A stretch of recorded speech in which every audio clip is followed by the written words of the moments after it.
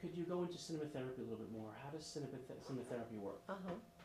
Actually, I developed a method called cinema alchemy, and what I do is I have three approaches: the evocative way, the prescriptive way, and the cathartic way. So this is a whole concept. Evocative is like using movies like dreams. Movies are like dreams, an entryway into our subconscious.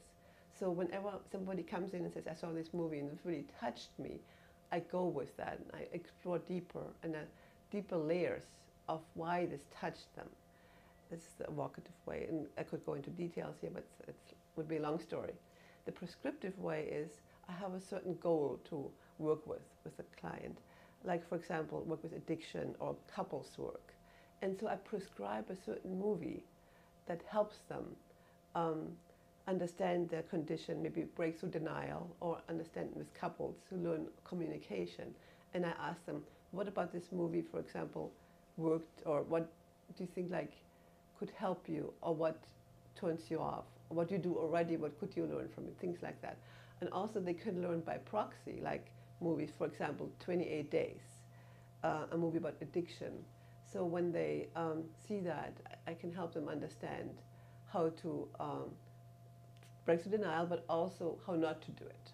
Learn by proxy. Or About Schmidt. What's that? About Schmidt is a movie about Schmidt. About Schmidt. It, but go ahead. Yeah. Explain. For example, somebody who goes into retirement and is very unhappy. So these issues come up not with the baby boomer generation right now. In how not to prepare for retirement, right? And how not to do it. It's a way to work with movies too. And the cathartic way is pretty self-explanatory. To watch movies that make you laugh or cry, both. So the hormones in the body, the neurotransmitters get triggered in a way. Like laughing helps even in serious cases like cancer, has been proven, laughing. Or also psychological issue, light depression can be helped. With humor, for example, it's important that the client chooses the movie because I don't know what makes them laugh. So I ask them sometimes, I have a whole list of movies in my book and a cinema therapy website, movies I mean, and they can choose what they have seen that made them laugh before, and most likely it would make them laugh again. The type of comedy. The type of comedy, because everybody has a different sense of humor. Crying very similar.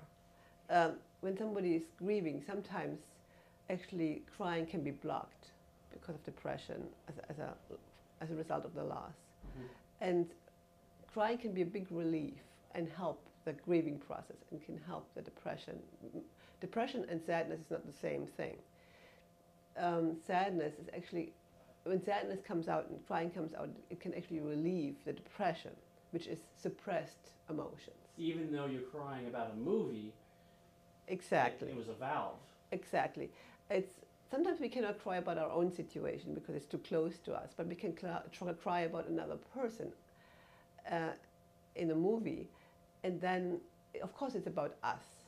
And I went through that. I had a stroke 20 years ago. My own experience was I could for a long time not cry about what I went through.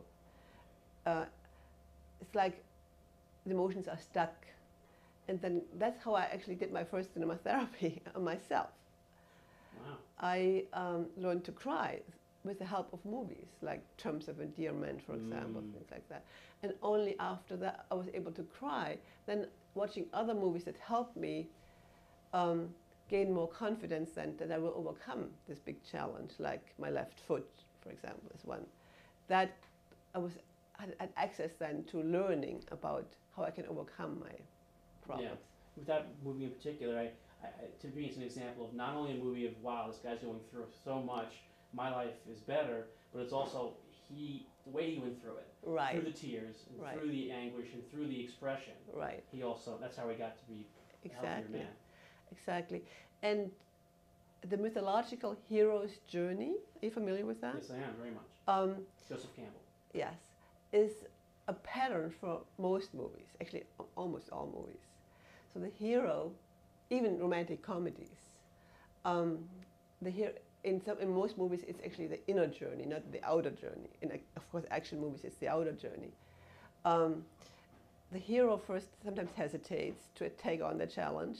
Then he takes it on. It goes to all these challenges and obstacles and fights the demons, inner demons, outer demons, and comes out renewed.